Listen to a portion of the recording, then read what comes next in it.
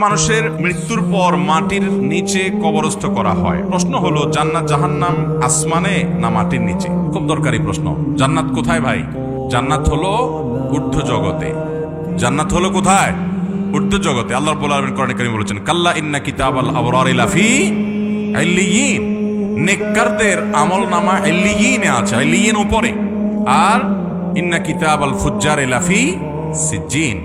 যারা কাফের এবং খারাপ মানুষ তাদের আমল নামা হলো সিজ্জিনে। সিজ্জিন হলো মাটির অতল তলে। এবং নবী আলাইহিস সালামের এক হাদিসে আমরা দেখতে পাই, তিনি বলেছেন, ইযা সাআলতুমুল্লাহ আল জান্নাহ, আল্লাহর কাছে যখন তোমরা জান্নাত চাইবা, ফাসালুহু আল ফিরদাউস, তখন তোমরা আল্লাহর কাছে জান্নাতুল ফিরদাউসটা চাইবা।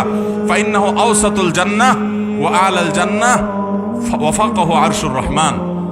কারণ হলো এটা জান্নাতের মধ্যবর্তী সেন্টার পয়েন্ট, জান্নাতের সর্বোচ্চ মাকাম, আর তার উপরে আল্লাহ তাআলার আরশ।